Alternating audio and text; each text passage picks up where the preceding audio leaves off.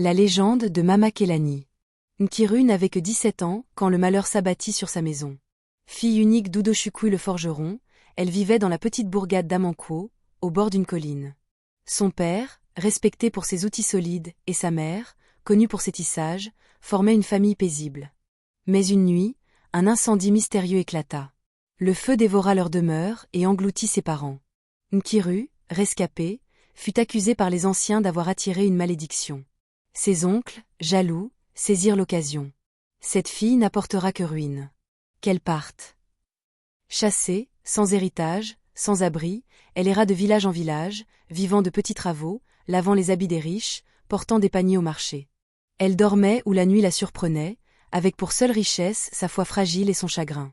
Après des mois d'errance, ses pas la menèrent jusqu'à Oninwa, un village perdu aux abords de la forêt interdite d'Okpulu.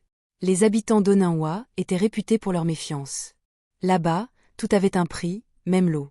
Quand Nkiru demanda à louer une case, le propriétaire éclata de rire. Ici, même les chèvres paient leur loyer. Si tu n'as pas d'argent, tu n'as pas de place. Repoussée une fois encore, le cœur serré, elle marcha jusqu'aux lisières de la forêt. Là, au bord d'un chemin couvert de racines, elle aperçut une cabane en bois, vieille mais intacte, comme abandonnée. Elle poussa la porte. À l'intérieur, une table, un lit étroit, un foyer éteint. Ses lèvres tremblèrent. « Merci Seigneur, peut-être que c'est ici que tout recommence. » Cette nuit-là, le vent siffla à travers les fentes de la cabane. La lampe de Nkiru s'éteignit d'un coup. En ouvrant les yeux, elle aperçut une silhouette géante, une femme d'ébène, haute comme un palmier, ses yeux verluisants dans l'obscurité. Sa voix résonna de partout à la fois. « Je suis Ezome, gardienne de la forêt d'Okpulu. J'ai vu ton chagrin. J'ai vu ton rejet. Je peux t'élever au-dessus de ceux qui t'ont humilié. » Terrorisé, Nkiru balbutia. « Qui êtes-vous vraiment ? » « Une alliée, si tu l'acceptes. Chaque matin, je te donnerai de la viande.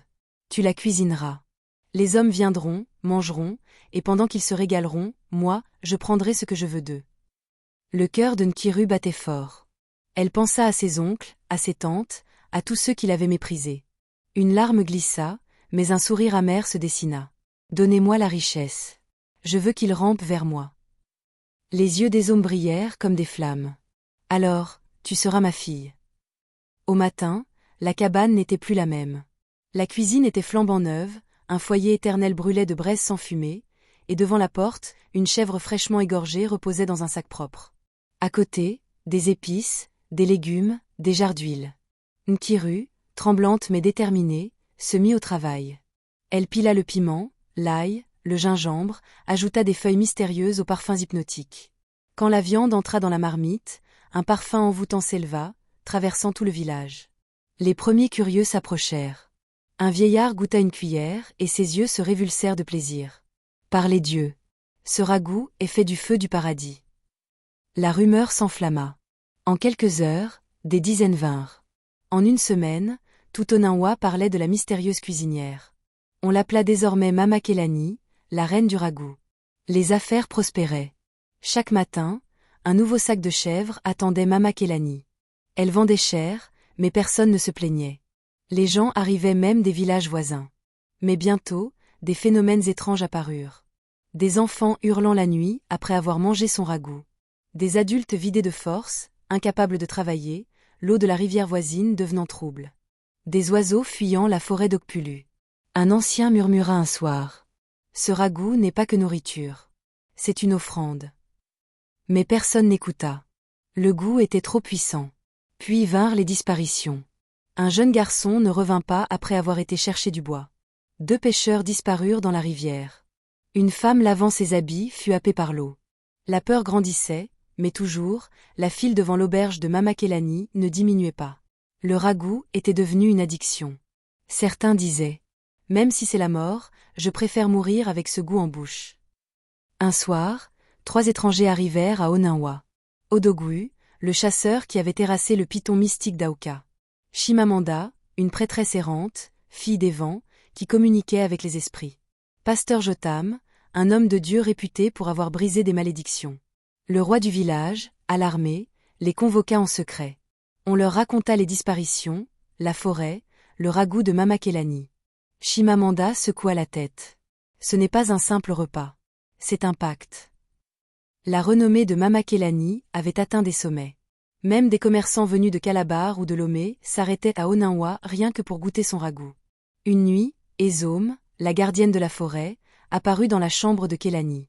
Sa silhouette immense emplissait la cabane, ses yeux verts brûlaient comme des torchers. L'heure est venue, ma fille. Prépare un grand festin. Offre-le gratuitement à tout le village. Qu'ils mangent tous, ce sera le banquet des âmes. Kelani frissonna. Offrir gratuitement? Elle qui vendait chaque portion au prix de l'or? Mais elle n'osa pas contredire sa bienfaitrice. Le lendemain, elle annonça la nouvelle au marché. Demain soir, tout le village est invité à ma table. Venez manger à votre faim, sans payer une seule pièce. Le peuple exulta. Oninwa vibrait déjà de chants et de danses. Pendant que le village se réjouissait, les 3 étrangers se préparaient. Odogwu affûta sa lance d'acier trempé. Chimamanda traça des cercles mystiques avec de la craie blanche et prépara une calebasse d'eau bénite. Pasteur Jotam pria à genoux toute la nuit, les paumes en feu, appelant le ciel à descendre sur Oninwa. À l'aube, ils se retrouvèrent sous l'arbre à palabres. Le roi, inquiet, leur demanda. « Pouvez-vous vraiment arrêter ce qui se prépare ?» Chimamanda soupira. « Nous allons essayer. Mais sachez ceci, si Ezome est abattu, Kelani aussi portera le poids de son pacte. » Le soir venu, le village entier s'assembla devant l'auberge de Mama Kelani. Une marmite énorme, plus large qu'un tambour de guerre, fumait au centre de la cour. L'odeur était si enivrante que certains pleuraient rien qu'en respirant. Les tambours battaient, les calebasses de vin de palme circulaient. Les enfants riaient, les anciens souriaient. Mama Kelani, vêtue d'un pagne rouge, souriait triomphante. Au moment où la première louche allait être servie, une voix éclata. « Arrêtez! Ne touchez pas à cette nourriture. » C'était Pasteur Jotam, suivi d'Odogwu et de Chimamanda. Les gens se figèrent. Certains protestèrent. « Laissez-nous manger. Qui êtes-vous pour troubler notre fête ?» Mais soudain, le vent se leva. Le ciel s'assombrit. Les flammes du foyer s'étendirent comme des serpents. Et du fond de la forêt d'Okpulu, Ezome apparut. Elle était gigantesque.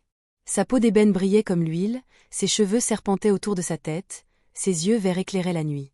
Elle posa son regard sur le peuple tremblant. « Vous avez goûté à mon ragoût. Vous êtes mien. » Une vague d'ombre se déploya derrière elle, formée de visages tordus, des âmes prisonnières. Les villageois reculèrent, certains tombant à genoux, frappés d'effroi.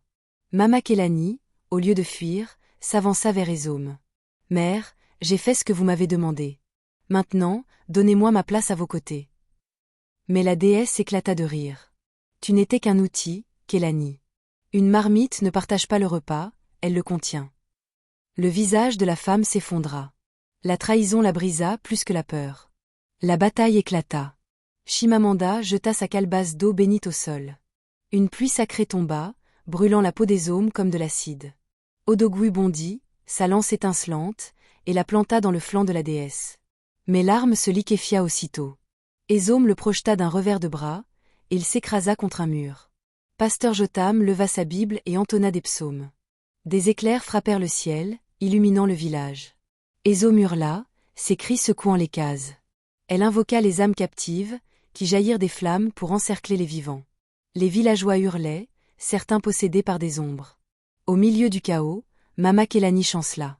Elle voyait Ezome déchaîné, ses villageois terrifiés, les étrangers luttant jusqu'au sang. Ses mains tremblaient. Elle se rappela sa vie de rejet, sa soif de reconnaissance, sa douleur. Puis ses yeux croisèrent ceux d'une petite fille, tremblante derrière sa mère, suppliant silencieusement. Alors, Kelani prit une décision. Elle se jeta au sol, saisit la marmite sacrée, et plongea ses bras nus dans le bouillon brûlant. Ses cris déchirèrent la nuit. « Ezome, si tu veux une offrande, prends-moi. » Le ragoût s'embrasa comme de l'huile. Ezome hurla de rage. Les éclairs du pasteur frappèrent de plein fouet la déesse, qui se désagrégea dans une fumée verte.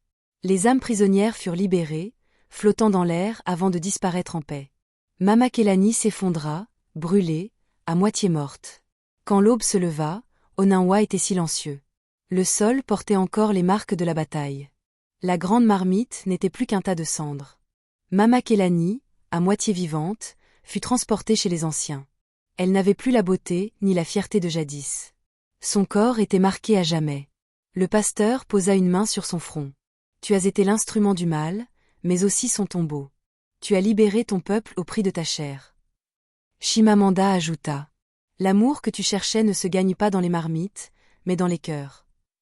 Les villageois, honteux, baissèrent la tête.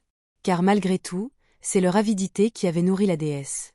Mama Kélani survécut, mais jamais plus elle ne toucha une marmite. Elle passa le reste de ses jours à cultiver un petit jardin derrière sa cabane, offrant gratuitement ses légumes aux enfants et aux pauvres. Chaque année, le soir du grand festin, Oninwa éteignait tous ses feux et priait en silence. On raconte encore aujourd'hui que, parfois, quand un ragoût trop parfumé flotte dans l'air, les anciens murmurent. Attention! Ezome n'est jamais morte. Elle attend dans Merci l'ombre, d'avoir à la regardé. recherche d'un cœur blessé pour Si ouvrir vous sa avez aimé marmite. ce récit, laissez un pouce bleu pour soutenir la chaîne.